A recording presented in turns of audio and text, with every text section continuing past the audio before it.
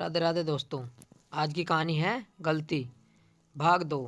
जब शुरू शुरू में उसने इसके लिए ऑब्जेक्शन उठाया तब भी अनुराग ने उस पर हाथ उठाया था, जिसके बाद वह अपने मायके चली गई थी।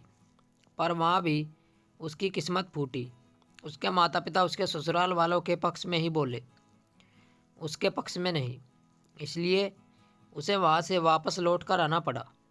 बस फिर क्या था, उसके बाद तो इन लोगों की हिम्मत ही बढ़ गई। उसकी सारी सैलरी का हिसाब किताब उनके पास ही होता था। अगर वह अपनी मर्जी से कुछ खरीद कर खर्च कर दे तो उस दिन उसका जीना हराम हो जाता था। अभी तक अनुराग उस पर कई बार हाथ उछाल चुका था, पर हर बार वह कमरे में या अपनी माँ के सामने, पर इस बार इतनी औरतों के सामने उस पर हाथ उठाया गया।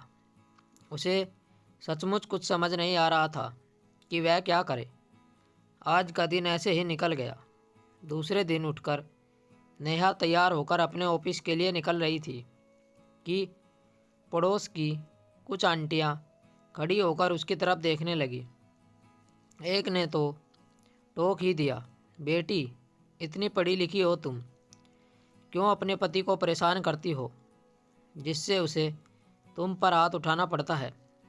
उनकी बातें सुनकर उसे बड़ा अजीब लगा, पर वह कर क्या सकती है।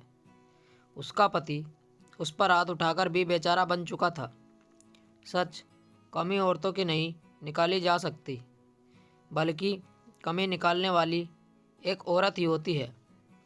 हम आज मॉडर्न लोग बेवजह फैमिली का रोना रोते हैं। असल लड़ाई मर्दों से नहीं बल्कि औरतों से ही है।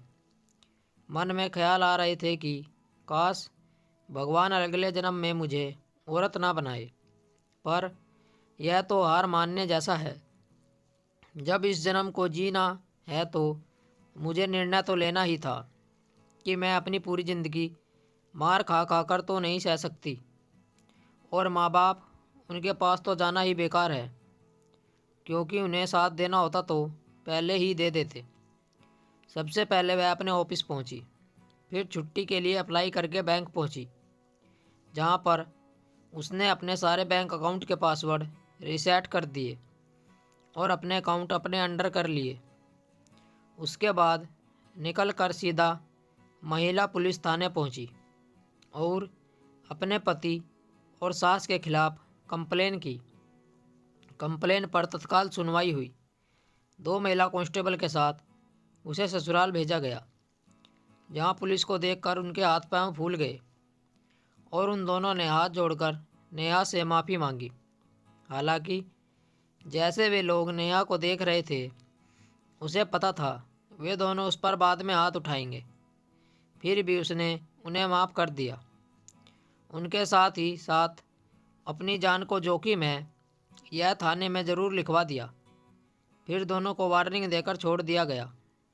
कांस्टेबल के जाने के बाद अनुराग ने फिर उस पर हाथ उठाना चाहा, पर इस बार उसने भी पलट कर 2 थप्पड़ अनुराग को रसीद दिए।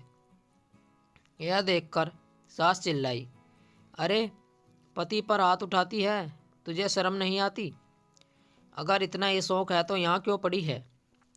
तलाक क्यों नहीं दे देती मेरे बेटे को? नेहा बोली, नहीं मम्मी जी, तलाक तो नहीं दूंगी। इतनी आसानी से कैसे आप लोगों को छोड़ दूं? तलाक के बाद आपका बेटा दूसरी शादी कर लेगा और किसी और लड़की की ज़िंदगी बर्बाद करेगा, और मैं यह होने नहीं दूंगी। आपने जो मेरी ज़िंदगी बर्बाद की है, उस गलती का खामियाजा तो आपको भुगतना ही पड़ेगा। अगर मैं चाहती तो तुम लोगों को जेल भेज सकती थी, पर उससे मुझे सुकून नहीं मिलता। बस आज के दिन जो कुछ मैंने किया उससे मेरा आत्मविश्वास बढ़ चुका है। आज नेहा उन्हीं लोगों के आंखों के सामने रहती है और अपनी मर्जी से ज़िंदगी जीती है, पर वह लोग बड़बड़ाने के अलावा कुछ नहीं कर सकते। नेहा की सास ने उसके माँ बाप को भी बुलाया, पर नेहा ने उन्हें हाथ जोड़कर मना कर दिया कि आप लोग को अब कुछ नहीं बोलने की ज़रूरत है। आप अपना घर संभालो और मैं अपना घर संभालती हूँ। स्टोरी को लेकर आपकी क्या राय है? कमेंट करके हमें बताएं। ऐसी ही और बेहतरीन कहानियाँ सुनने के लिए हमारे चैनल को ज़रूर सब्सक्राइब करें। मिलते हैं आपसे एक और नई कहानी के साथ। तब तक जुड़े रहिए हमारे चैनल के साथ। कहानी सुनने के लिए आप लोगों का बहुत बहुत धन्यवाद। राम राम दोस्तों।